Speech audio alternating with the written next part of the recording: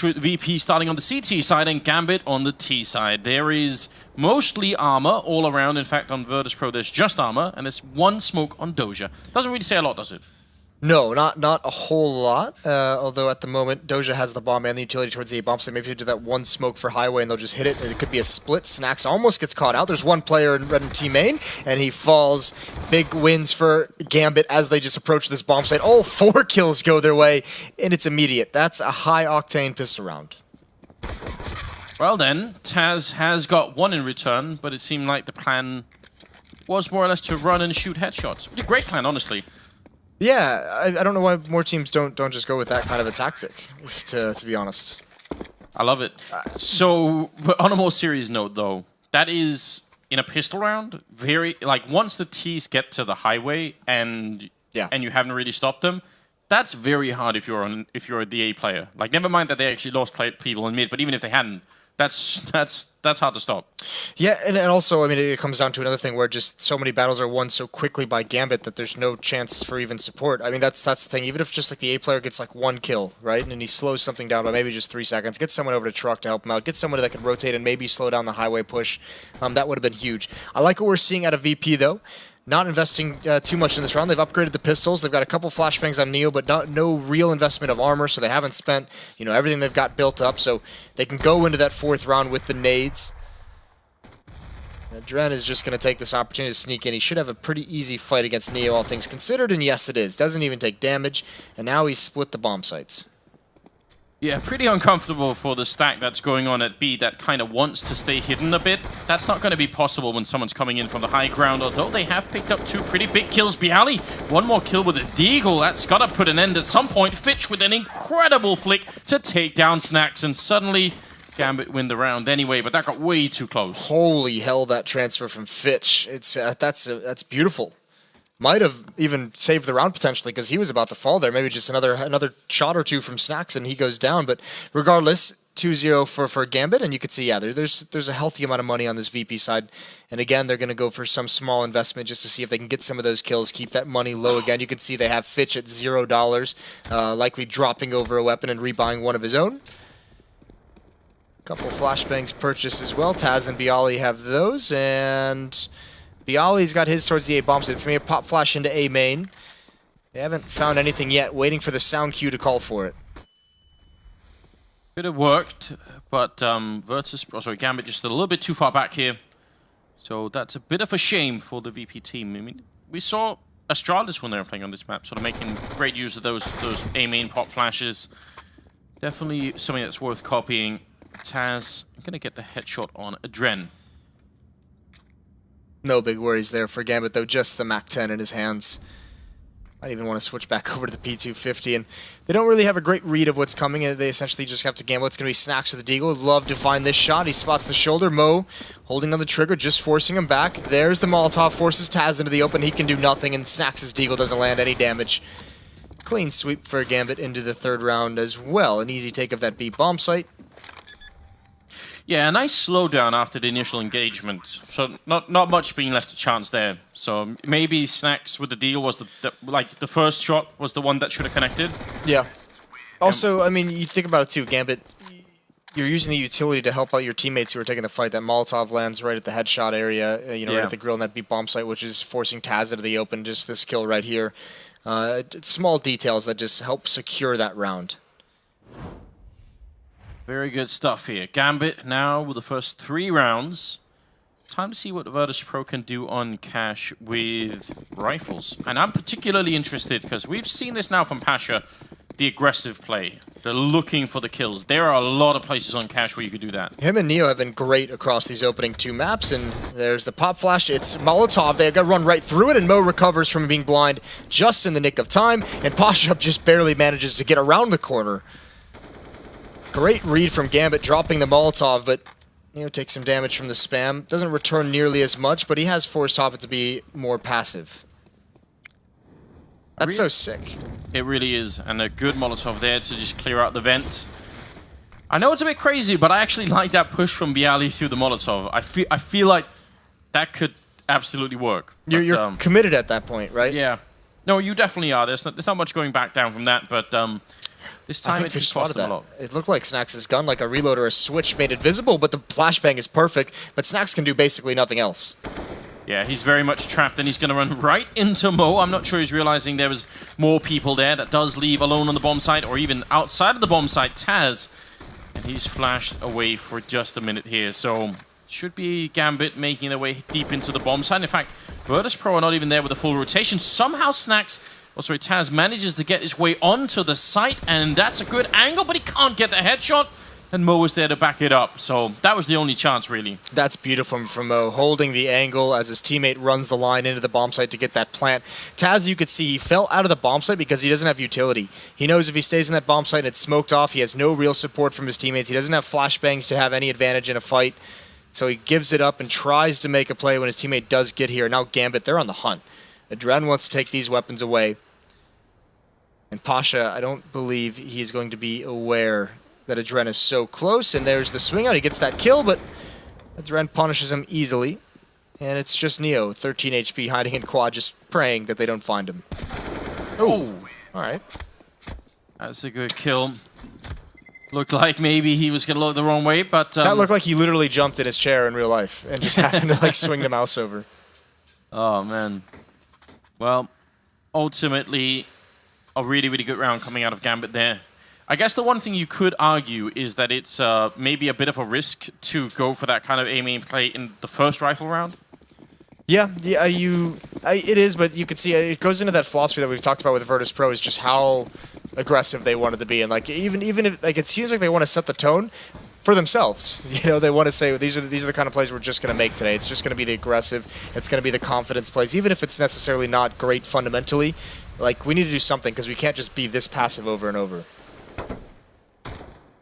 Hobbit chipping away with the MAC-10, just hoping to get somebody.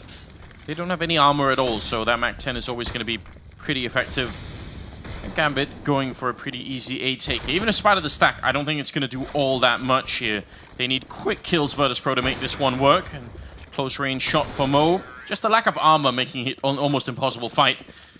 5 rounds straight here for the Gambit team. We've seen this from both teams, though. I mean, both teams have had, you know, you're not really able to get in these fights. They haven't really had a whole lot of success today in this series of winning some of these low econ rounds early on in the games. Like, we've seen them win some force buys, but like in the first 5 or 6 rounds, it seems like one team does a very good job of just dominating that stretch before the other team can really get going.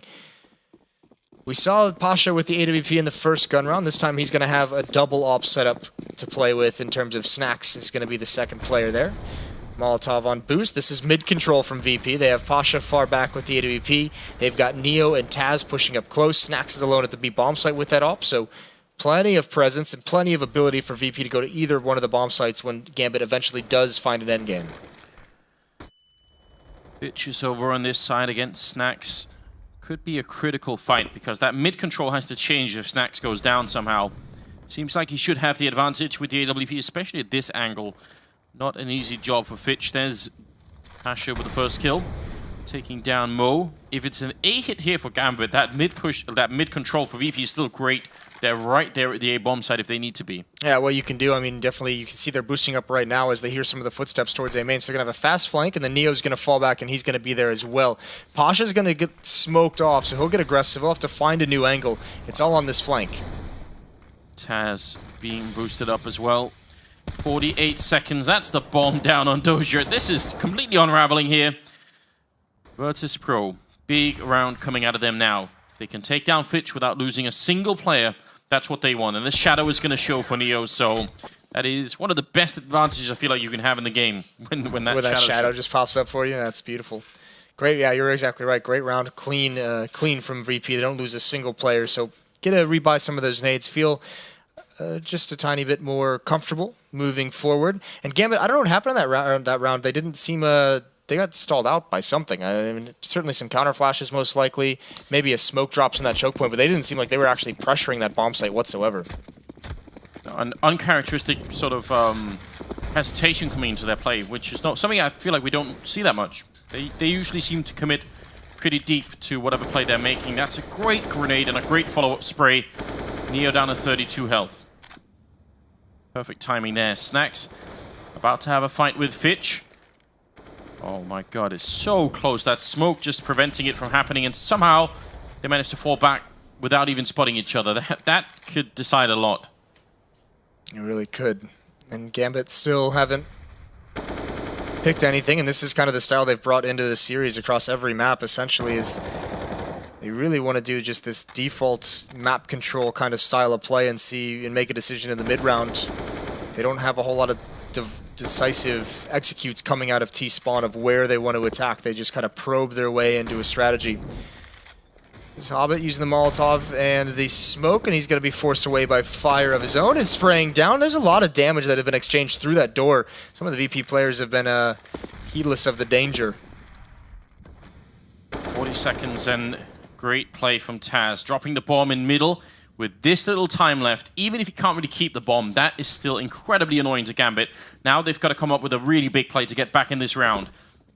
Under 30 seconds now, trying to see if they can sneak their way in. Fitch has already been down by Snacks, and that smoke is going to disappear. Doesn't even matter. Pasha will take him down from the other angle, and Hobbit falls in the middle. Another round that just completely evaporates in front of Gambit, and another round where Virtus.pro look to be coming out with everybody alive. Yeah, this is looking ugly for Gambit these last two rounds, and VP's going to take these all day long, so Gambit's going to need to find something at the drawing board, and I'm doing it, you know, I'm putting some urgency in it if I'm Doja, if I'm a Gambit player, Andy, the coach. I'm saying we got to figure this out now because we cannot keep letting them survive with, you know, 4 or 5 players alive, and not only that, but like none of the kills that really come out even are challenged in any way. You know, Snacks and Pasha getting some kills with the AWP, but just individual fights. The spread out default is not gaining them anything. You wonder if some of these rounds haven't just actually been a call from Doja early on that says just spread out and sort of try and take it to, like, try and get one opening, and then they get none, so it looks really silly. But you never get to see what the plan would have been if they could have got one opening. So like, you could get shut down like that. Yeah. But you like this a bit more to see out of them. You have 3 players leaning over towards the A bomb site. It seems like this is where they want to head towards. That same kind of setup they did in the first gun run where Mo's watching for the push. They've got a Dren staring into the wall. The bomb is now reconvening with, you know, plenty of time on the clock as well. So it looks like they want to be, you know, more fast-paced, more aggressive in how they hit this site. Still waiting, Mo hoping for some kind of battle in the middle. This would be a pretty good round considering the CT setup to go for that kind of an A push. I mean, if both the players get trapped behind that red container on A, things can get really bad. I feel like that happens to a lot of sort of defense here, that you just get funneled into the bomb site. If they get that angle wrapping around the right side of the box, yeah, it can be very, very deadly. This can also be when Neo's out in the open. He's got to be so cautious. And he sees Mo before Mo is even aware that it's a possibility. Takes off the top of his head. Molotov's out into choke points to allow him to fall back. That gets extinguished, though, and this is a big rotation over to the A bomb site. Meanwhile, Gambit is reconsidering this. I think they boosted another player up, and they want to go for it. Taz spots one out in the main. Flashbang out allows him to get the angle. A real reason for Taz to fight this. There's 30 seconds. They've got the men advantage. Neo, another brilliant pick off on Fitch, and Adren is very close. Neo going to win the fight anyway for the triple. And that leaves Hobbit and Doja here 2-on-4 with 20 seconds left. Gambit just being erased in the last couple of rounds. Taz even finding a headshot. Doja crazily attempting a no-scope at very long range. But obviously he's out of time and luck here. It's only 10 seconds, 8 seconds in fact, and he's just not got the chance to even put the bomb down. Neo will drop him for the quad kill. And Virtus.pro, 3 in a row. At least they do damage this round, Gambit, but even worse, they themselves are out of money. I'm not even sure how Doja got those 2 kills at the end. No. You think he should have fallen down like way earlier. I don't know what the call was that round. They left Doja with the bomb in A main with an AWP, and then it seemed like everyone else was really like 1 player rotating all the way back to B. They had like 2 players coming out mid. It just seemed like very unconvincing. I'm not liking these last 3 rounds out of Gambit on the T side. Maybe this save will be good for them to chat things over and come up with a new idea. And this is the same problem they had in the opening map. Is this double op setup that gets brought out just picks them apart. It's actually a retake on the A bomb site here for Virtus.pro in this round, so at least Gambit should be able to get the bomb plant down. I doubt they can defend it. Those CCs are good, but there should be an enormous amount of utility here for Virtus.pro to just go and retake the bomb site. Yeah, and they'll be patient. They'll wait for this smoke to fade. They'll put one up in A main likely, but then nade, flashbang, Molotov, all the different corners of the site. So yeah, you don't feel good for the Gambit side of things, as it's going to be overwhelming odds. Yeah, absolutely. There's a Molotov into main. Picked off his Hobbit. That's one of the CC's gone. Fitch has got the other one. He does get one kill, but they're just going to wrap him completely. And Doja can't do much here, the P250. He's looking for the angle, but they're sort of body blocking it, so that's a really good job. He's still trying. The bomb will be defused, and Doja will go down. The pulse did increase there at the end a little bit. Imagine if he hit the headshot. Well, listen, after Zipnik's, anything's possible. Or after Hobbit on Inferno. Yeah. Why has it happened just yesterday? Oh, well. Good job from Neo. He's continuing his tough play. I think it was Peter from HLTV that said Neo in the first two maps had over 100 ADR, something mad like that. So, phenomenal series from an old legend. I feel like he's just playing Counter-Strike so well right now, Neo. Like, very convincing style from him, I mean, in almost all the games that we're watching. Yeah, I mean, it's certainly been nice in this series, right? But he is a player who has struggled, had his ups and downs through his CSGO career. Yes. Should be fair to mention that. Oh, wow, what a jump from Mo. Boosted by a teammate to completely destroy Snacks. That's pretty sick. Finding the opening pick as well. Taz is still here, and Pasha's found the equalizer onto Doja as well, other side of the map. And now even he's rotating over towards the B bomb site. They want an AWP at this B site. Neo, this is such a big job to do. Talk about putting a lot of faith in someone. One player in mid. Yeah, he's got a smoke and everything, but this can be so difficult. Found a pretty good timing for the smoke, I feel like. But it was also the last one that he had, and he's going to try and back off from it. He's not really feeling that confident. 2 players on B. I normally don't like the setup, and I particularly don't like the corner that Taz is in. He's going to fall back a little bit, but that forward corner, something about it doesn't really rub me the right way. Well, we'll see if we can find something that does rub you the right way. That might do it. Headshot from Neo, and now the hit onto that B bomb site is in. Molotov is going to force Neo away, but they've been stalled out by utility. This is great from VP. They're loving it at the moment. Bait and switch setup. Pasha in the back with the op. All he needs is 1 kill, and then Taz becomes so much more effective, and he's not going to get it. That's heartbreaking. Great job from Hobbit. Taz with the off angle, can't land anything, and Gambit has found a way into the site. Wow, what a kill from Hobbit through the box. I mean, that broke everything apart. The whole plan there is for Pasha to take all the attention away to make Taz effective. As soon as he goes down, Taz can't really do anything, and with the bomb down here, Neo on the flank getting a kill on Mo. It's still a 2-on-2. Hobbit in checkered, and back on the site is a Dren. So they've got a bit of a crossfire. Hobbit getting a crucial kill in taking down Neo, and now Bialy. How do you get out of this one? He's going to walk right into the scope, and Hobbit will pick up a triple, in fact.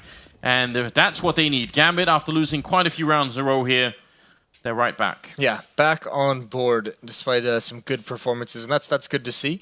Readjusting into a B hit, and it seemed like we said a couple times, that setup from VP was quite nice. Should have been able to mount much more of a defense. And missed shots from Taz. Obviously, the Hobbit spam is beautiful. But back into the double op setup, and this is where, if you're Gambit, you're really bummed that you let Virtus.pro win so many rounds so convincingly in a row. The round they win with 5 alive, the next one they win with 4 alive, that they can afford to go right back into a double op setup. And Doja's not ready for Pasha to be in mid. He's been at A pretty frequently. I wish I could explain exactly why that first corner in B that Taz was in just isn't really working for me. It's used a lot. Something tells me that it isn't worth it. Not your cup of tea? Has it been that way forever, or is this like a recent revelation? No, I really just don't like it. More often than not, I feel like people end up in the situation that Taz ended up in. But maybe someone could do the math, find out how often it works. How often a kill comes from there? Yeah, just do this. Someone watch 100 demos. Find out for me. Find the time. Yeah, double op setup still on board, and even Taz is going to start cheating away from that B bomb site. Snacks has the op over towards Checkers, so he's got a great line of sight, and they have mid control, so he can't get flanked from vents. This allows a big lean towards A for the defense. Taz spots one boosted up. There's no reason for him to take that fight. He just needs to jiggle peek for information, which is a deadly game in and of itself. Yeah, that can backfire. Hobbit, who's already kind of low, still spamming through the door. Pasha's habit is to sit in the corner. There's only 28 seconds, but that's an opening for Mo. Taking down Bialy by the forklift. And Hobbit is right there. Easy kill for Pasha. Can he get more? No, Mo is ready for it.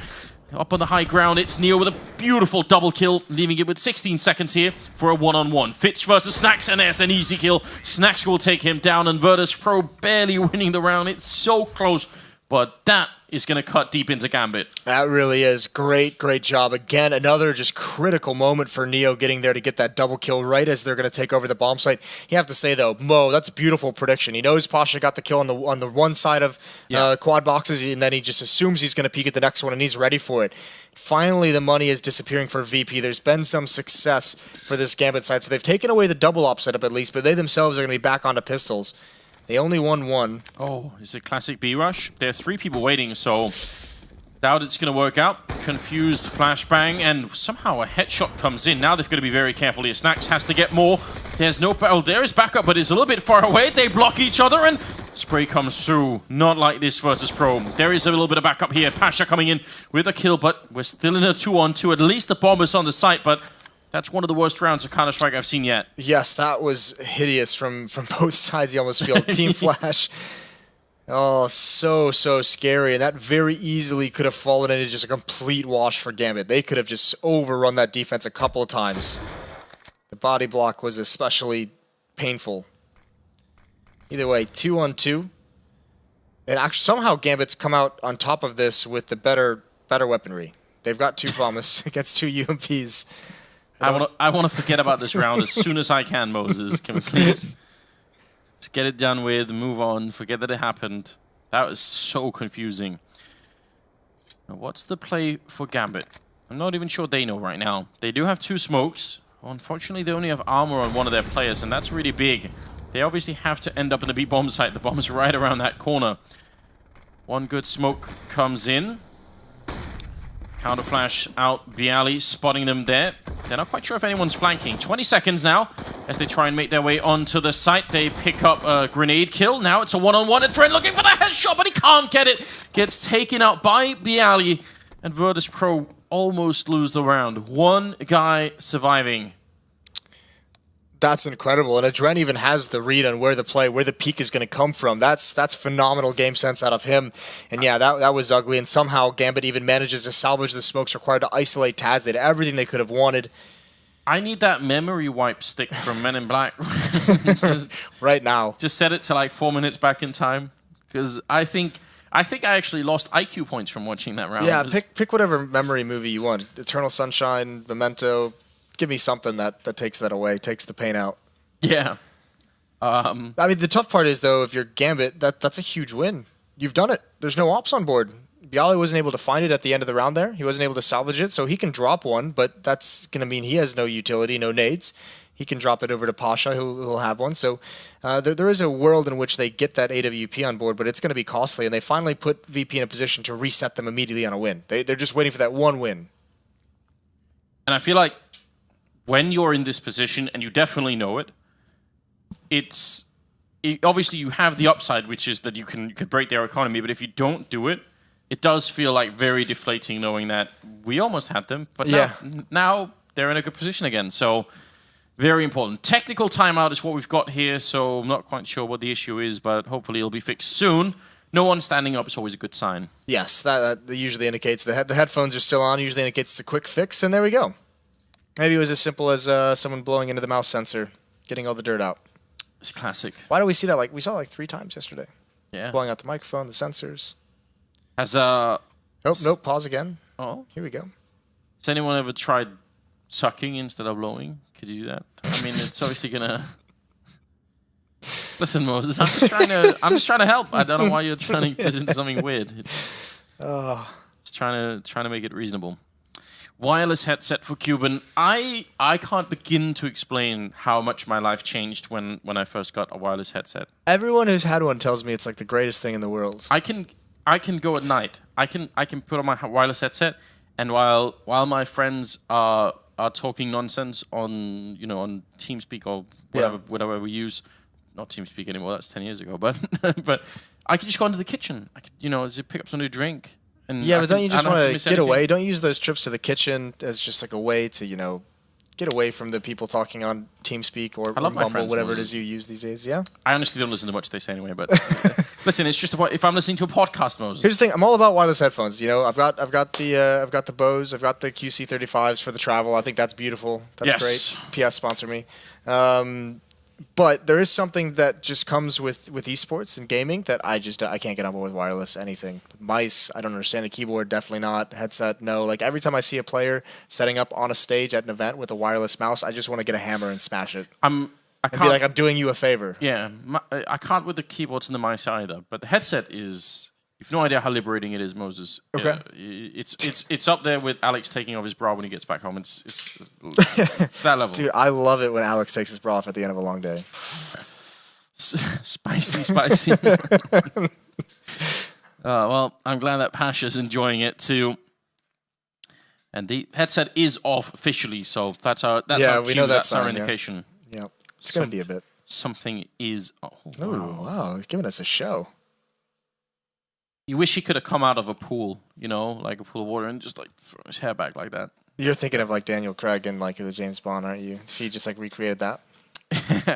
In his, let's not go there. Although I would try and fund it myself if I could make a movie with Pasha as like a Polish James Bond. I would absolutely do that. I feel like we could crowdfuld that. I feel like that would work. Yeah, we would reach the goal. I think he has enough followers himself to probably crowdfund that. Yeah. Yeah, he would definitely crush it. Either way, they do seem in like high spirits, all things considered. Neo standing up as well. This is going the wrong direction. It's disaster, Anders. Something has gone horribly wrong. Yeah. You don't like to see that. So what is your sense? You've obviously played at a high level yourself. What happens mentally when you get this sort of a breakdown and you've got some time where nothing is really happening? Do you just try and turn off your mind for a while, or do you just is it going to favor one team or the other? You know, we were always I don't know what the rule is for these guys in like these extended technical timeouts, because I think the general idea at the moment throughout events is you can't talk about the game during a technical timeout. I don't know if that holds true when the technical timeout is like 10 minutes long, because how do you actually what's going on here? How do you actually police that? But no, usually you take a chance to like talk to whoever you're playing with at a bomb site to figure out any kind of issues that were going on, and you have extended time to speak about it. Yes, you're pointing at something. What we're seeing here is a throwback to a tragic time before. We're seeing what happens to a man who doesn't have a fidget spinner, and he's sort of forced to play with like the elastic bands. Jesus Christ! I'm just saying. Yeah. What a shame. Yeah, you would really hope. Maybe you found yourself a lot of Christmas gifts you could get. You're gonna get me a wireless headset. You're gonna get Adrena fidget spinner. Yeah.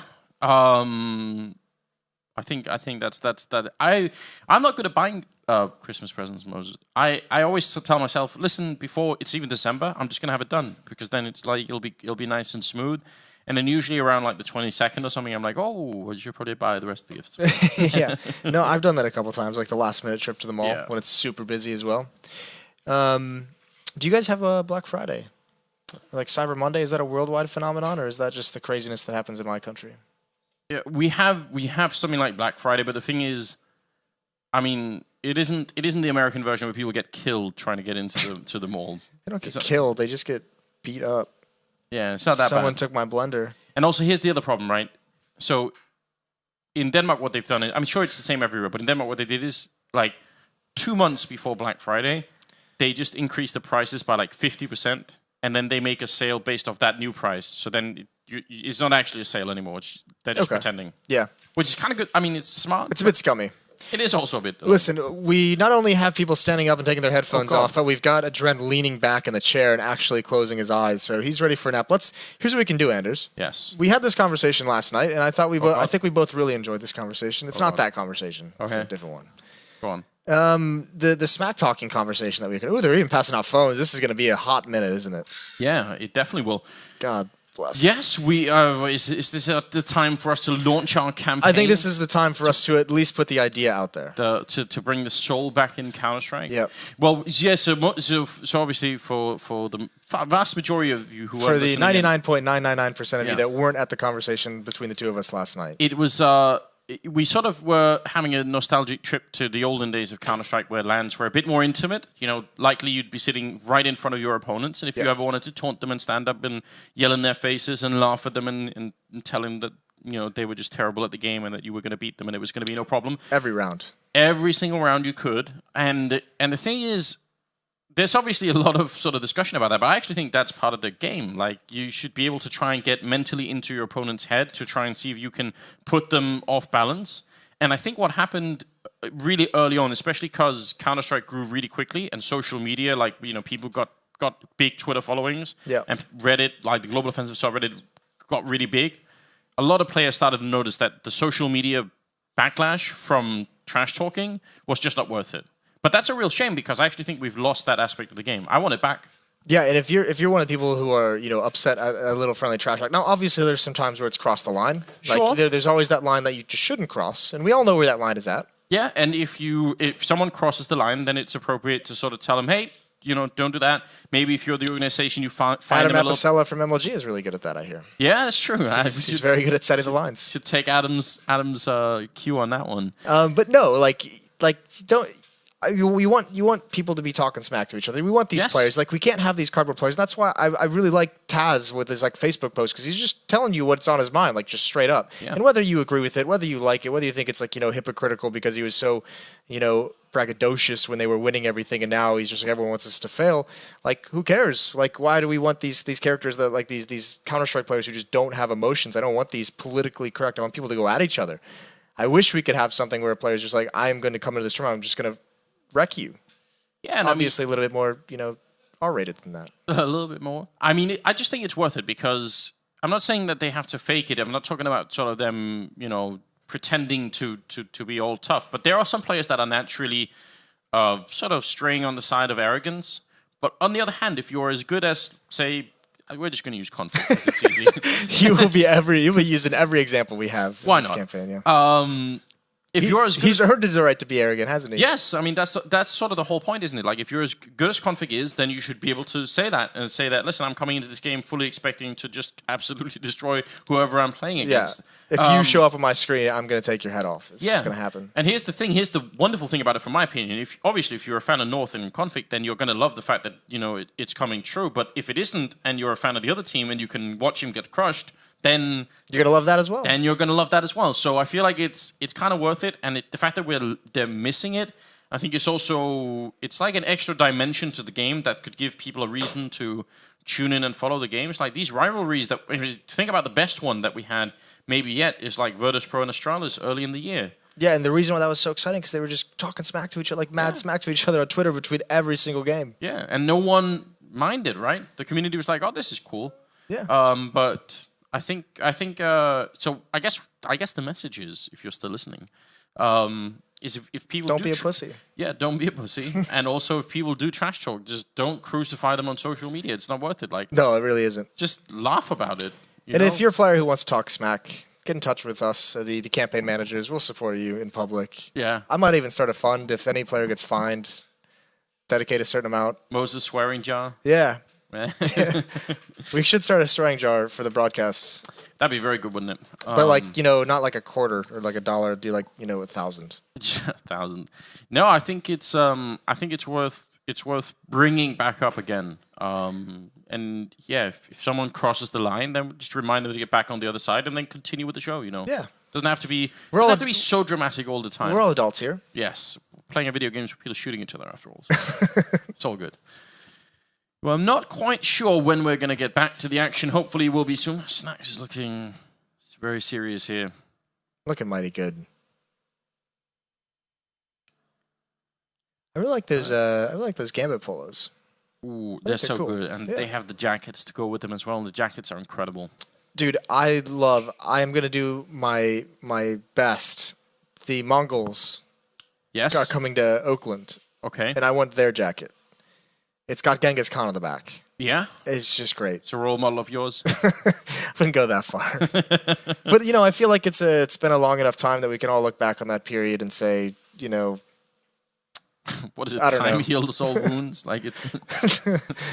Yeah, no, I got but I agree. The Mongols, like the whole logo and everything is pretty cool. So Machine Gun back in the States, Homecoming. That could be very interesting. I'm looking forward to that, definitely.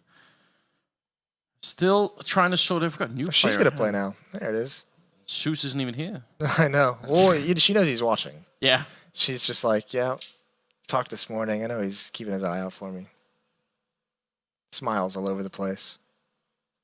Taz is starting to get annoyed, you can tell. Hulk Taz is coming? Do you think we're going to get it? That'd be very exciting. I've lost so much track now. Is the next game Liquid Astralis? It is. That's going to be beautiful. You want to touch on that really quick before we've got some time? I feel like we're going to have a little bit of a rivalry there, Moses. We need to find. I know you're going to have to beat Liquid, aren't you? Don't have to. I'm just going to because they're going to win. That's... I never have to do it. That's bold, Moses. But do you want to make a bet? Not the standard. Not the standard bet. I was excited for a minute. Yeah. Okay, we'll find something new. I don't know. Could be as tame as, like, a dinner.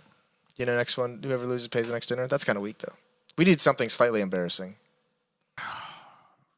I'll come up with something. If you have an idea for a humiliating bet, feel free to tweet it at us on Fire Anders, on Fire Moses, and we'll review some of the options that we've got in the break. And that's going to end well. Because I'm sure the community has the kind of control to make that reasonable. We'll definitely take the 12th bet suggestion that we get. Absolutely. Focus is with Pasha. They haven't, to go back to the point, they haven't been talking to each other much that I've noticed. Like, there's not really a whole lot of communication going on in terms of, maybe they are literally just not allowed to talk about the game at the moment. And everyone's just trying to do what they can to keep the focus up. I'm guessing they don't even necessarily have, like, the internet connection to go and do anything. So that's a good point, actually. I didn't even think about that one. So they're just stuck. They have their phones back at least. I'm getting word that we should be taken care of at this point. Apparently they said 2 to 3 minutes, and that was about 3 minutes ago from what I just saw. So should be getting in there. That's always good news. Yeah. Everyone, the headphones are back on, Anders. Phones are back in the Tupperware. Does look like they're playing on Inferno at the moment, so that's not ideal. That could be a problem. Yeah, that's not the best. That's easily fixable though. Yeah, there's quite a few. There's an old schooler here on my Twitter feed that says Taz versus Senia back in the day as an example of trash talking. That was good. That is a very good point. Yeah, for those who don't know, there were. If I think about what Na'Vi were like, the great Na'Vi lineup with Starix and Senia and Susan, Markelov and Edward, back in the day. If you think about how they were, so how they treated their opposition back in 1.6. Like, if that happened today... Like scum? Yeah, like, if that happened today, they would be, like, booed out of the building. People would riot on the internet, Yeah. But they were just also the best team, in that era. So, like, I'm not saying you necessarily have to go to the Na'Vi 1.6 level, but you could definitely, I think, get a bit more edgy. Yeah, we can push the envelope more. I think the first step to that, I think what we really need is we need an event where... you literally do put both teams back to back again, and maybe a barrier at, like, monitor level for the because everyone's going to freak out about they can see when the flashbang pops in their face. I don't exactly think as a player that you focus on that, but I can certainly see a world in which that helps when you're dead and you can pass it on. So put the barrier up, and if they want to talk some smack, they stand up out of their seat. Because I know Cold Zera is going to do it. I know Config's going to do it. Yeah, I would absolutely love that. I think that's a good idea. That's a good suggestion. And you know what the coolest part about it is? I know, like, some young player, like some rookie in a tournament is just going to get so phased by it. Like, they're going to get wrecked. Yeah, and the thing is that... And I want that to happen. In my opinion, that should be a barrier to entry for playing at a top level, is that, it's already kind of intimidating that you're in front of an audience and you're playing a big game against some people you may consider legends, and now they're also taunting you because you may have, like, a bit of an off game. But... look, that happens, right? And then, slowly you get used to it and you grow into it and you just learn that. Or you get the hell out of my industry. Yeah, or you get the hell out. No, I think we need more of that. It's been too much sort of self-censorship going on. The fear of social media, Moses. It is a scary thing, though. Is it? Oh, that's stressful. I just watched Bialy get another error, hands in the face. Papa Taz over there trying to calm him down. Papa Pasha just laughing his face off. Is it the no Steam logon thing? Yeah, something along those lines. He was in the game, and then he gets the error pop up. It's great.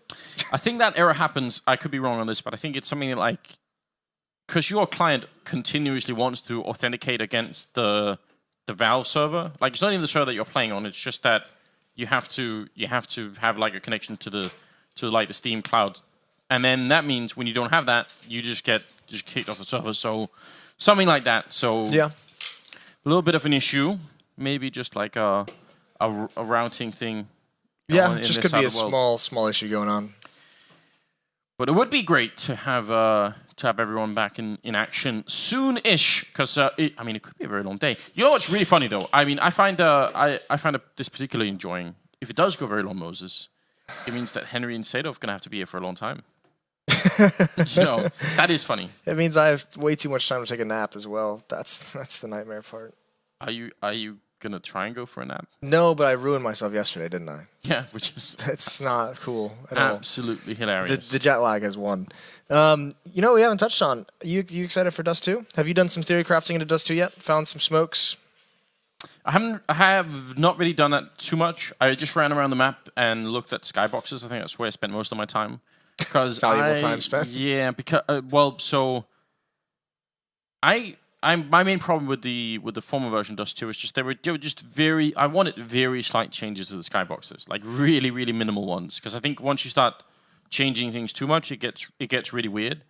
The thing that I really wanted to do is I wanted. Dren's lost his mind. By the way. He's just completely gone, isn't he? Yeah. I wanted a world where you could stand outside of Upper Dark on B, like on the T side.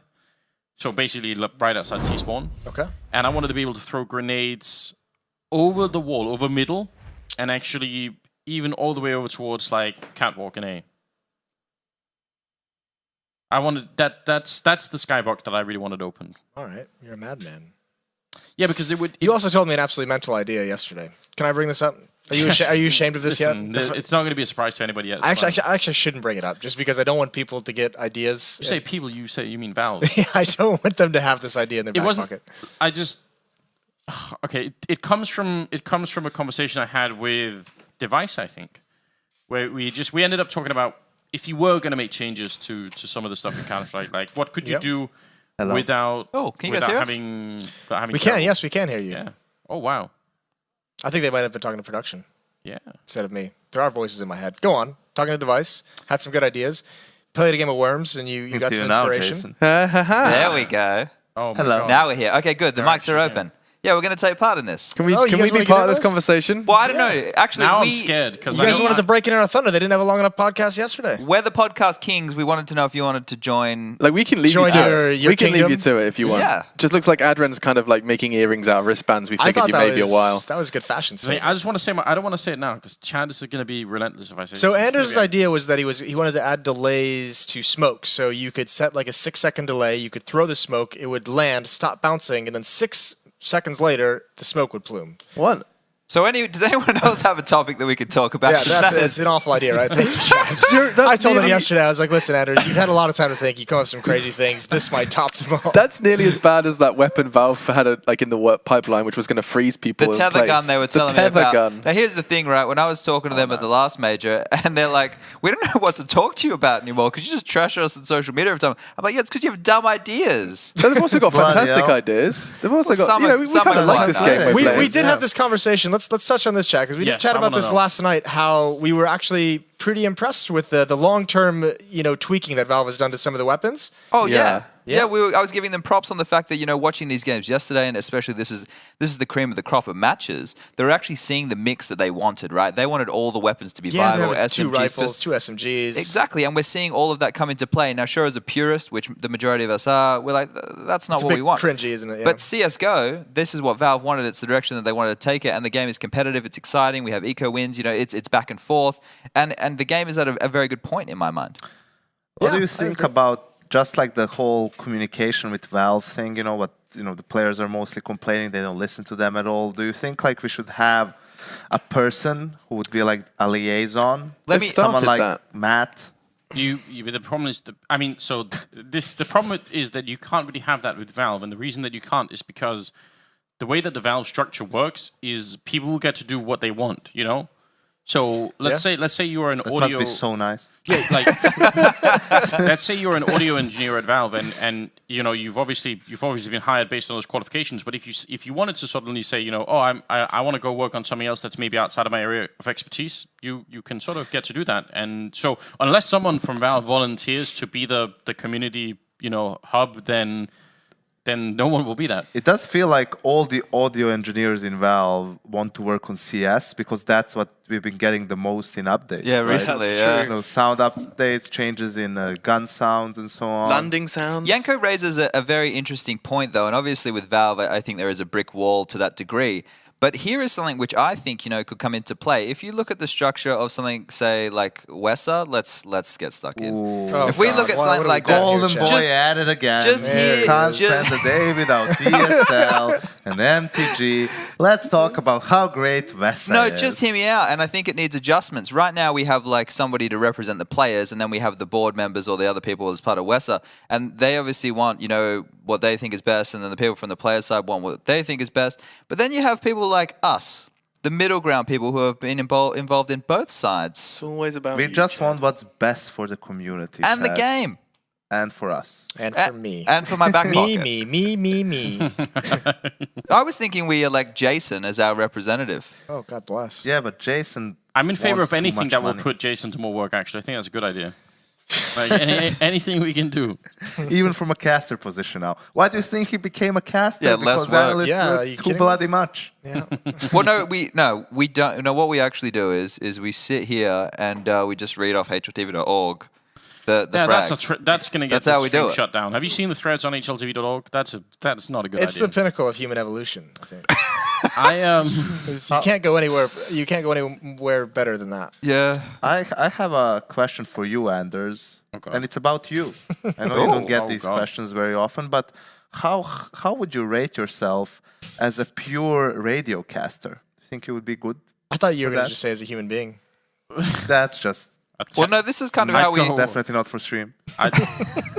10 out of 10 on the human being Because front. Anders does not declare himself as a human to begin with. Yes, sure, we are just all living How can in you it. just assume he's species like that? Yeah, Jason? species fluid. I think I could do all right with having a pure radio cast. I think it would be incredibly educational to do it. Like it would be very interesting. So yeah, I mean, I think I could do all right with it. Okay, wait. Sorry. I think Alex is going to clarify the question. No, I just want to double check. You think a radio cast would be interesting? Yeah, I think it'd In be what way? For you or for the viewers? Well, the listeners, I should say. maybe for the. I think I was thinking more from like, you know, learning something as a caster. Like that would be a real challenge, you know. That's how casting started, right? Way Yes. back in the Winamp. Winamp, whatever it was. yeah. Shoutcasting. Shoutcasting. There's a reason it was called that because it was a plugin, right? But that was like. There's a reason that was where we started and we've evolved into what we have now. I don't think you'd learn anything but from doing it like You don't think so? from, I mean, from taking 6 steps back. No, but you'd have to think about how you'd have to use your language. You just all do the what time. Blue does and read the kill feed. Oh, guys. God. Absolutely. We wanted the taken down. trash talk back in Counter-Strike. Yeah, we did. We can't come back now, can we? Listen, Alex, if you could find, I'm there for you. Yeah. Thanks, man. Thank you. I What a appreciate kick that. in the dick that was. So, And we're back. you know, because I'm looking at the screen right now and it looks like we're almost ready to get back on track. I think they're buying and dropping guns. God, I hope so. Calm down. This has happened before, Chad. Okay, sorry, I won't get ahead Don't, of yeah, myself. that's not, please. I can't handle the fall one more time. Looks like we've got to go, guys. Oh. Yeah. So you guys are going to go ahead and jump back in. Enjoy your Yeah, map. cast. Hey, it was really nice talking to you guys. Yeah, I love you. Yeah. There we go. That was an interesting break from the action here. Now we're back, Virtus Pro and Gambit in a best of 3. The final map coming up here. The scoreline is 6-6, and we are moving into the 13th round with VP still being on the CT side. And did they just toggle a pause? I hope not, but I think that's just telling them how to toggle a pause if they need it. Here comes Gambit, though. Pop flash, they have the smoke out towards Highway. It's another retake tactic from Virtus Pro. And again, this could be costly for them if this retake doesn't go their way. Mo has great positioning at the forklift. The longer he can hold this, the better. And Neo's the only one who has a Molotov to force him out. There's no HE nades either, so Neo's got to save that for forklift. Man, this is strange. Bomb down, 5-on-5 still, and Virtus Pro, they should have a good advantage in this retake. The grenades are coming in. Let's see what Mo can do with this AK-47. It all hinges on him. By the forklift, he's got a really good angle here, peeking out a little bit too wide. That's so dangerous. And now he's getting wrapped on. They're coming in from every angle. Doja getting one. Mo still alive somehow. They know where he is, and now they're going to jump up right in his face. That's Neo bouncing on him with the FAMAS. The smoke is there, but the defuse not happening yet. It's Pasha to pick it up, but there's no time. It's going to be a round for Gambit. Unbelievable. Yeah, they waited far too long for that retake, and you're exactly right. You pointed out throughout that round was how long he lives in the forklift position. I don't know where that Molotov went. I heard it burning somewhere. I'm assuming it was quad instead of forklift, but you have to eliminate that forklift position. That's the first obstacle to retaking that bomb site, especially if it's a 5-on-5. You need that extra angle so that the terrorists are limited in where they can swing to. And VP just waits far too long to get that going. They're going to buy into this round, though. It's going to be an AWP on Snacks, one smoke, UMP on Bialy and Neo, one smoke for them each, and not a whole lot of kits, just one on Pasha. Well, and he actually failed to shoot out the vent there, Snacks. Not that it really matters all that much. He's going to be forced back anyway, but maybe it would have for Taz, because now if he has to go back in, he has to shoot it out, and they will definitely hear. That's why people shoot it out early, is because they don't want the T's to hear that it's been blown out.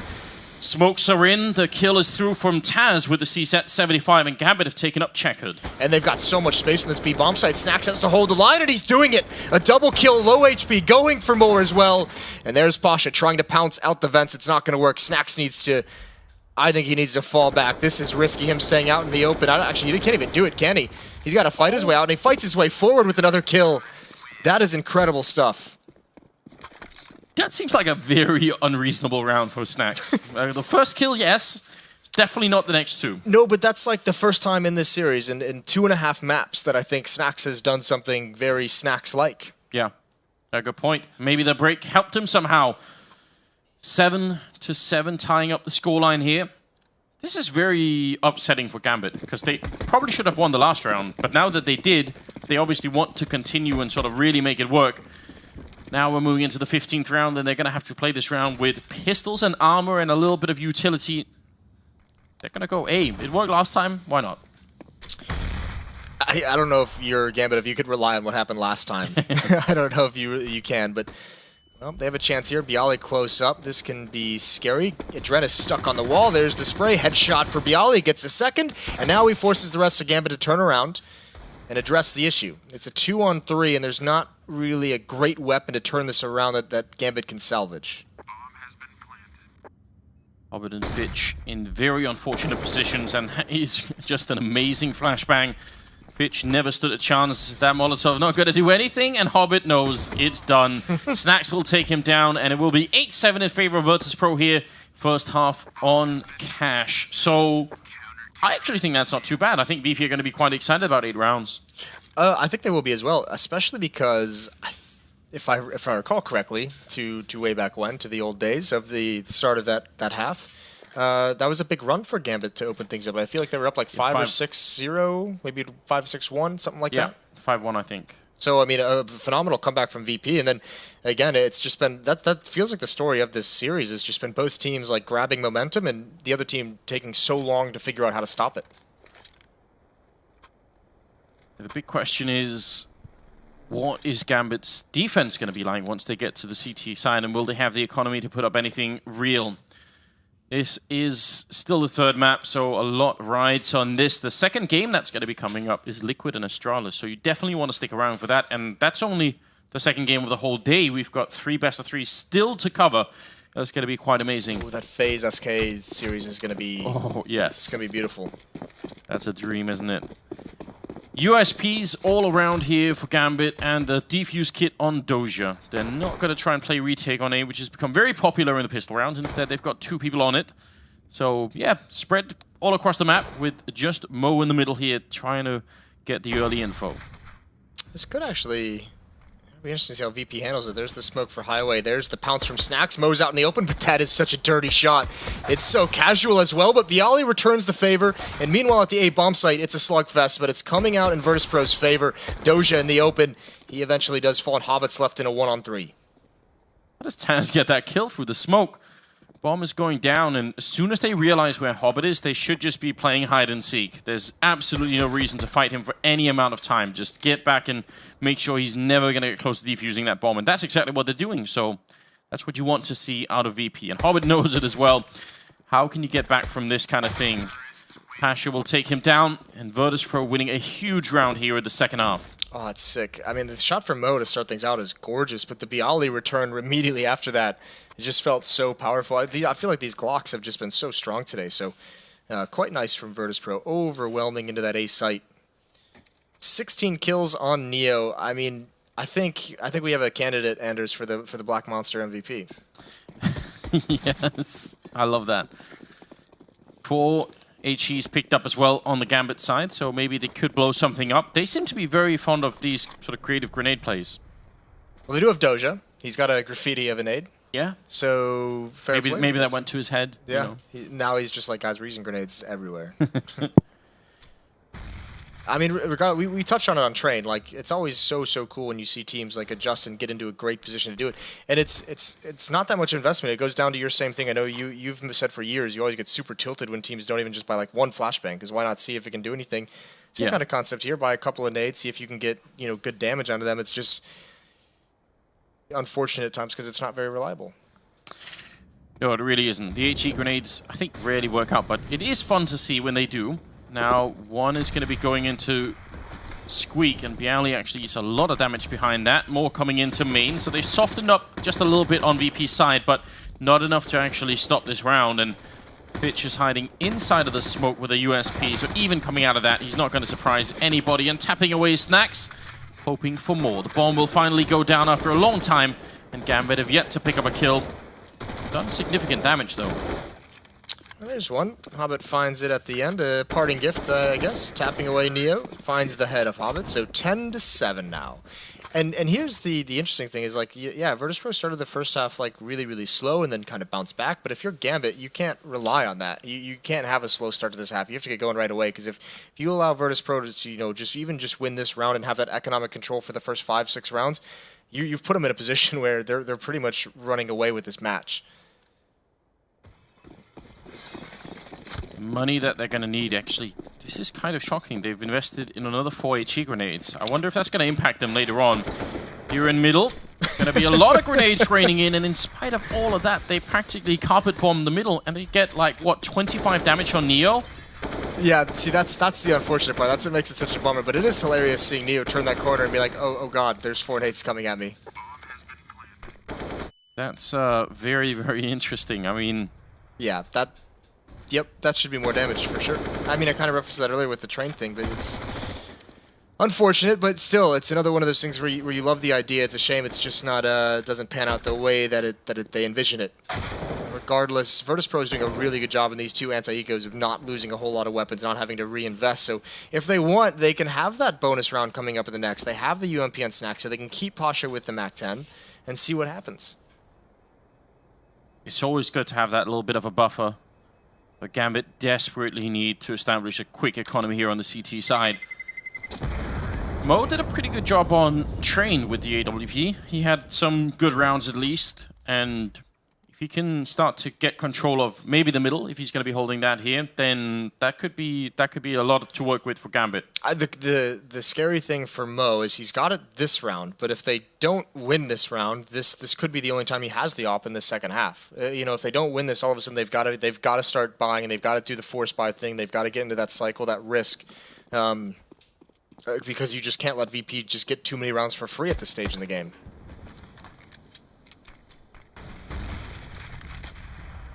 Are they going to try for anything crazy here? They've got both Snacks and Pasha who could lead the charge with those SMGs. That does give you some room to make some slightly crazier plays. Flashing your way through smoke, and especially over on that B side, it could get a little bit crazy. Doja is there, and Hobbit is there as well. See if they can withstand what's about to come. Yeah, and Doja doesn't have head armor, so he's one of the players who's going to be very susceptible to the MAC-10, to the UMP. Just a random bullet can ruin his day very quickly. The smoke and some pressure from VP at this B bomb site it looked like Adren was starting to cheat just a little bit. Hobbit is in that corner, Moses. I hate that corner. The Anders corner. It shall forever No, be known. I don't want it named after me. I hate it. 11-7. He is holding close. That's a great Molotov, though. I really like that. The timing is so good on it. That's going to force them a little bit further back. And Hobbit will pick a big kill there on Pasha, following it up. A great triple. Hobbit nearly with the quad. That was beautiful play from him. And Snacks now making it away from the bomb site, trying to just see if he can catch anyone rotating back here. But that was such a good Molotov, because what it did was it forced them to arc like quite far away from him instead of running close to sort of take him out. So, and it also made it really susceptible when he throws the flash in the air. You know, if that Molotov's not there, they can hug that wall, and he has to swing out so much wider himself. But surely, Anders, after that display, you have got to be a fan. He just got 3 kills, and the 4th he did like massive damage to. Yeah, I need to see more. I'm gonna wait for the statistics, Moses. Not sold yet. I'm gonna wait for the science to come in. Gambit, that's a phenomenal round from them, obviously. It doesn't even really need to be said, but it just gives them so much more in terms of their money. Utility is looking flush, it's looking great. They've got the Molotovs, they got plenty of flashbangs, plenty of smoke. Snacks has taken a lot of damage early on, and he's just gonna fall. Yeah, very good calculation coming out from Doja, and almost risk-free up on the little ledge there. Leo is still sneaking into checkered. This is such a powerful position. If you get in here early in the game and you just sort of hide there for a long time as a T, yeah, the CTs can absolutely lose track of what's happening. So I kind of wish that he would just continue and hide there. Dren shows up at the perfect time, so forget all of that. 3 versus 5, and Bialy does get a kill on a Dren. That's actually a bit of a shame for Gambit. Oh, there's a gap in that smoke, and Hobbit finds it. That's really not well done. He was standing in that corner throwing a smoke of his own, so I'm wondering if that was kind of his plan, as you throw it with inside your opponent's smoke, and then when theirs fades, you have a gap in it that they're not ready for. That would be very cool if that's the deal, but so is that shot. That shot was very cool, and Taz is going to press the issue. He's got to clear that out for his teammate. You still have Doja in the back of the bomb site and back up above as well. Taz eating some nade damage. They still do not know that Doja is here. Taz with his back turned, no chance at all. Bialy gets the 1, but it's not enough. Triple for Doja, bringing it ever closer to a return for Gambit. They are only surviving with 2 members here, and we talked about the economy and how much it matters, so it's definitely pretty stressful for Gambit that even if they're winning the rounds, they're bleeding a lot of money. Right, but they're also denying the plants. So, yeah. You know, it works the other way as well. VP running out of money as well. This is a round they could invest in. I mean, they can get, what, 4 AKs if they really wanted to. Pasha wouldn't be able to have, you know, a whole lot of utility behind that rifle buy, but 4 AKs, you're going to be happy with that one if everyone else has the smokes and the flashes that you need. The real tough part is they haven't had a whole lot of success, like I said, of even getting to the position where they can plant the bomb and play some of these post plants. So what's the call? I feel like for a while the hot thing to do on this map was get mid control and push highway. Like there were so many rounds where the T's had success pushing all the way to highway. Yeah, and it's also because a lot of CT teams like none of them really like playing mid control. Well, we saw some of it yesterday when we watched Cash. Is that like you can devote a lot of manpower and resources into mid. Snacks has got the R8 again, and you can still lose it. So yeah, I think mid control would be great. This is a couple of rounds they've pretty much just done two all-out B hits. Listen, so far their success rate. it's 100% success rate with the R8. So can't fault them, I guess. Well, they've got 2 smokes and a bunch of flashbangs as well. Here it comes. Fitch isn't blind whatsoever. He's going to spray him down, and our screen just went black. So you can see they're trying to make their way into the site. Anders is back, and Fitch is holding strong. R8 kill for Snacks. That's all I wanted, Moses. It's done. Adren going to come in with a big shutdown for the M4. And now it's all on Snacks. 1 versus 4 with the revolver. Should be easy for him. He's already got great damage there. Looking for more. It was close. It was very close, Moses. Yeah, like that was 1 R8 shot from turning that round in the other direction. I've actually fired an R8 when we were in Atlanta. That's right, you did. I remember that. You spent a good hour on it. It wasn't that much, but it was a fun revolver. You know who's really good with the R8? Is actually like in the game. Not, okay. Is Henry. We played that show match where we had like the R8 map was the deciding map, and he dropped like. Sadly, 40 I remember that because I was on the other side receiving. So. Oh yeah, you did lose that. I completely forgot. Did you? AK in the hands of Doja. Mo's got the AWP. And so does Pasha on the other side. Again, Doja getting an enormous amount of damage, blind through the smoke. I love when you see it from the POV of the player getting spammed, because you just see Neo like just look down at the ground like, why has this happened to me? That's great damage though, and that's going to cause Neo to be a lot more passive and not really exert any kind of presence towards that B bomb site. He's got to be very wary of how he takes those peaks, so a little bit more comfort comes out for Gambit on that side of the map. There's still 3 players at A for them. The AWP on Mo is in quad. Here's where you might get your wish, Anders. See how aggressive Snax wants to be. If they want to start pressuring up highway, they're going to have to worry about that AWP. But it would be great to have a couple players coming up highway to force a 2-front fight. Pasha moving in as well, so it might actually finally happen, you're right. Pasha sneaking into the angle. Mo is all the way back there, and I think he's looking this direction as well, so Pasha's not going to have an easy time peeking this one. Long range, and Mo is so ready for it. Taking down Pasha, that's a big start. Pitch is in A main, so they know that there's not going to be a quick wrap coming in towards A from that direction either. Vent is blown out, and they definitely heard it. Neo trying to see if he can get down quick. He's still low from earlier, so he's got to be very careful. 4 versus 5 and 19 seconds on the clock. Doja up on the boost, getting the quick kill on Snax, and they're just shutting it down here. Adren with the kill on Taz, and following up, taking down Neo. Bialy alone on the wrong side of the map. I'm telling you what, if you're a VP fan watching this right now, you're not feeling too comfortable because it doesn't look like they have a great plan of what to do on their T side. That's a lot of time that they took to get mid control, even when there's no real presence from Gambit that they felt, and then the plan is just to let Pasha dry peek into the A bomb site. Snax even had a flash in the boost spot. You could have done some things with that, but once Pasha falls, the question for VP is just like, what do we do next? And the only thing left for them is a hit towards that B bomb site through vents. So you've got to be somewhat terrified. And this is great for Gambit. They've built up plenty of money. You can see it on the screen there. They're flush with cash. This is starting to become just very uncomfortable. Earlier in the series, VP did win a really crazy half-buy when they were on train that sort of almost turned it in their favor, and they could have maybe even won that map based on it. They need something like that, and this is a good start. Mo gets caught, but he will get the kill on Neo, and Fitch is going down next. Adren trying to fall back. He has to stay alive, and he overextends, stays and takes that fight. Bialy drops him. This is very uncomfortable right now. Virtus.pro, they've already done it once. If they do it again, Gambit might not survive. 3 versus 4 here for the afterplant. At 11-11 as well. Critical junction. Bialy's got 2 kills and the M4. Snax hiding. Taz hiding in A main. Waiting for the retake. Here comes the utility. Slow progression to the site. Bialy's playing contact with Pasha, letting Pasha take the fight. Is Bialy going to peek now? Doja's a great angle there. Snax close up, and Bialy adds 1 more to the tally, and that's going to do it. It's a 1-on-3 for Hobbit. And he's trying to find more, but the clock is running low. The clock is an extra teammate for Virtus.pro, but Hobbit is doing it. This is great. He's almost done it. He gets the headshot, but there's just simply no time. Hobbit battles his way fiercely into the site. Eliminates everyone, but he can't come out with the victory, and Virtus.pro steal a round.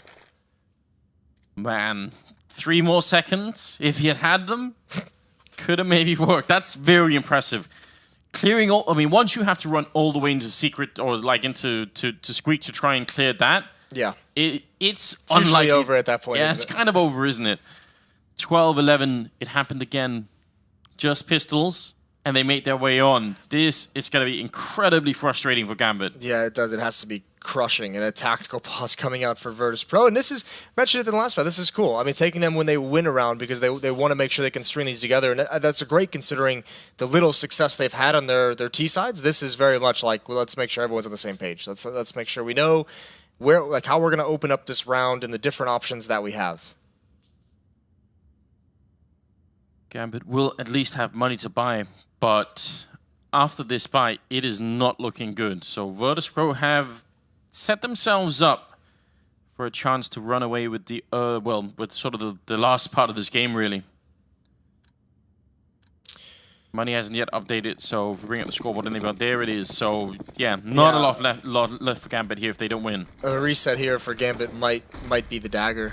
You know, they still have left in the bank that they would be at a decent place, so I don't think they'd have to save twice, so it's not quite the end of the game, but that would put Virtus.pro in such a strong position, and oh god. That doesn't really work. No, it doesn't. Neo wants to go for a peek. Double flash into middle. Hobbit not been forced out of the vent with the Molotov yet. He's going to go for the peek, but gets run over by Snax. That's a Very big opening, and now on the bomb site, very much alone is Doja. He's going to get a strong headshot, but that's a huge overpeak against Taz, way out in the open. Mo actually forces right into the fire, and Bialy takes him down. That was an all-or-nothing kind of play. Adren out in the open. He's going to get caught as well, and Virtus.pro smacking them down in this round. That was the one that Gambit really needed to win. Yeah, that was a team ace for VP as well. And you know, Pasha gets one pick, but and that seems to like just motivate Mo to say I have to do something, and that seemed too mad. And the tough part is, it's hard to make the call, but a save there would have been great to have that AWP moving forward. But I think Gambit may still. Okay, half investment is coming out as they start to buy up here. So. Yeah, they get reset. That's VP looking good. Neo with another great game. And the success has come. You think, you know, the pistol round, those 3 rounds that ensued because of that, then they just look lost for 4. And these previous 2 rounds has just been pick up the pace. You know, it's been, at a certain point, they said, let's get mid control. They did the flashes. They put a lot of bodies out mid, and it was just Snacks jumping into vents and just side-swiping Hobbit and vents. The previous round before that is just basically a force-buy rush at the squeaky door and the A-bomb site, and that's very, very quick to happen. So these fast strategies that VP has all of a sudden busted out on Cash are catching Gambit very much off guard. Yeah, they really are. Doge has been doing a great job defending over at B, so maybe that's also one of the reasons why they don't like to take too many early fights over there, and instead the mid control is just an easier choice, maybe. Doja has been doing such a good job of... He's just anchored that site really, really well in the sense that he's done a good job of slowing down those hits. He's not like just this dominant force inside the bomb site, but he gets his 1 to 2, and he makes it very, very costly for VP to take the site away from him. VP, the previous round, they take out all of Doja's support, and they take out a player in Heaven, they take out a player in Vents, and then all of a sudden Doja can get his 1 to 2, but they've still got the site in a very clean fashion. Taz looks like someone who's quite convinced that there's going to be a boost going on the other side, so let's hope the rest of Virtus.pro are also ready for it, because Hobbit could do some damage here, and the timing is absolutely godlike. Taking down Snacks, Pasha does get the refrag on Mo. There's more than a minute on the clock, so they can afford to wait. I think they believe that Hobbit has fallen back farther than he has. He's still up on the boost. And it looks like Virtus.pro is going to be super stubborn and want to clear him out. Neo's coming around the corner. He spots him up above, and there's the kill. Pasha, meanwhile, with the AWP has been great in this round. Taz, that's the bomb. You don't want to lose that. Pasha's going to come back, but he's still alone. There's a chance here for Adren, especially now he has the AK-47, but Pasha puts an end to that very quickly. Just down to Doja, and damage is pretty much, well, not averted, but most of the danger is at least subsided. Oh, God. With a good headshot. Most of the danger, I said. I was going to say, never underestimate the power of the Deagle. Doja's picked up an AK instead. The bomb is down. Pasha, got to be very careful here. Just has to cover one line that Doja can't really cross. With that smoke up as well, it's very hard for Doja to break into the site. There is even a Molotov on Neo if he starts to make too much noise, but oh, Doja.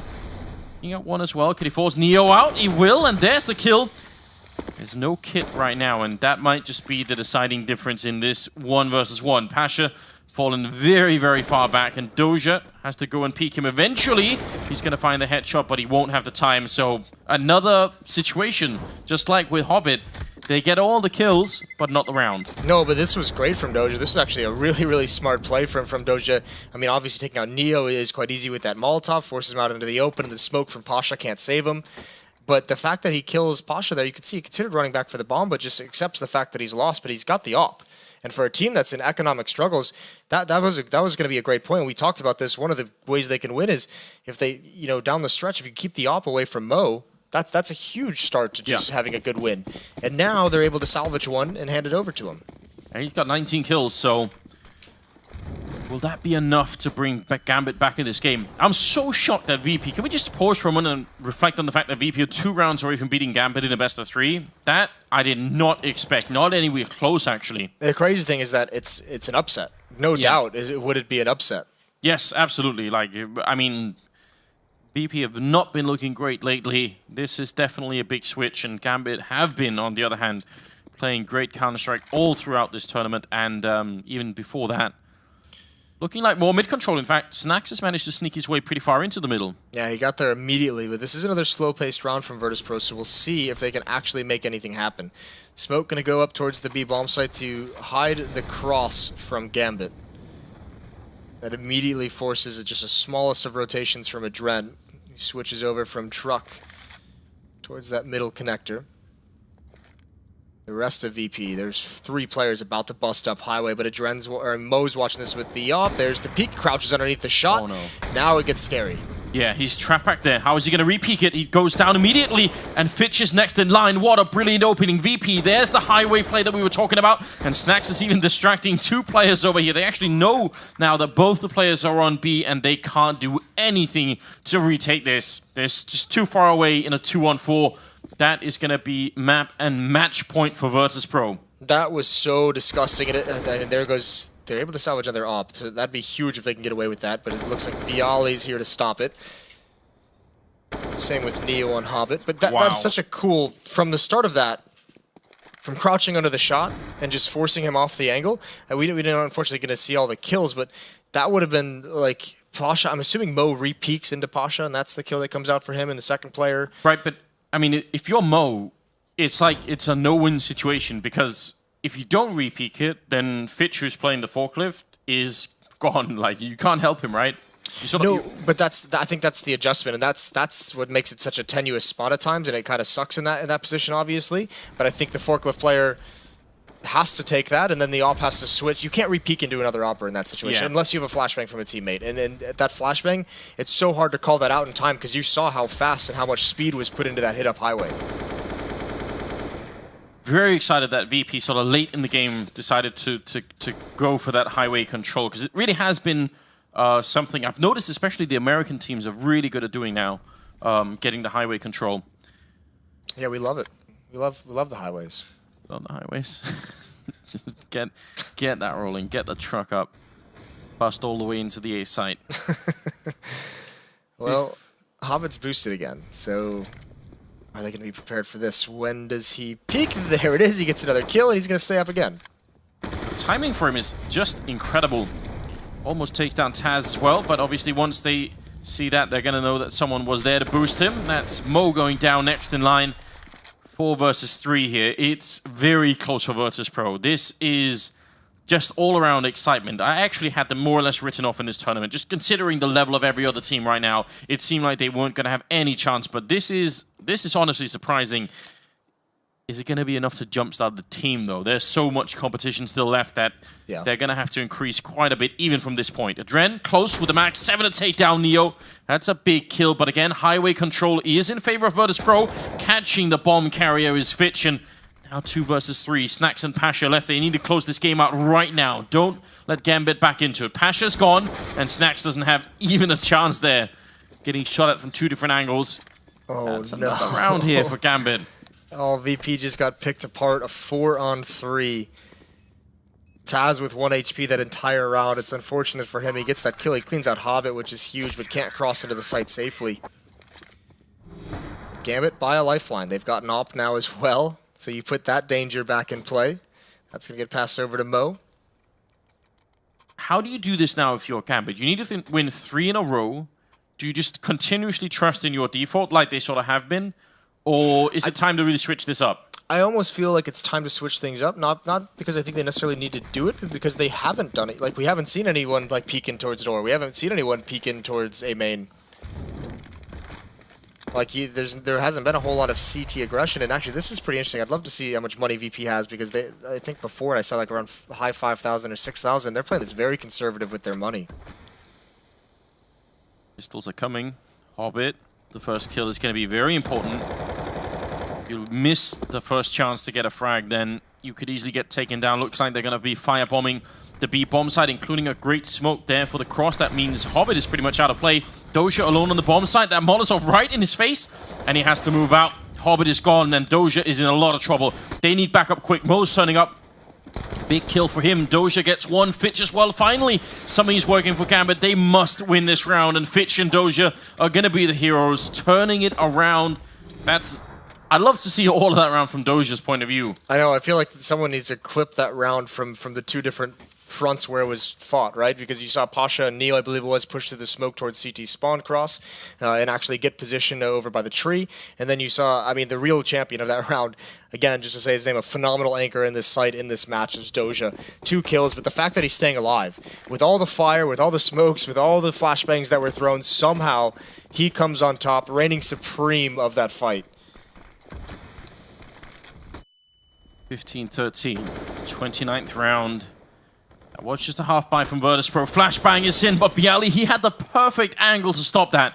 If he had been a bit further back, then he wouldn't have been able to aim properly. A bit further out, then probably would have been completely flashed right away. So that is about as good as you can get. Listen, fair play. I'm the one who said that you'd like to see that aggression because we haven't seen out of it. Of course they do it, and it just gets completely countered by Bialy. Great awareness from him, ready to spray down as soon as that door opens up, completely blind as well. Got to be a nervous moment for him, and now this gives so much control over to the Virtus.pro guys. Bialy's even going to give up door, but it basically, I mean, if Virtus.pro wants mid control, it gives it to him. Yeah, there's nobody holding that side of the map.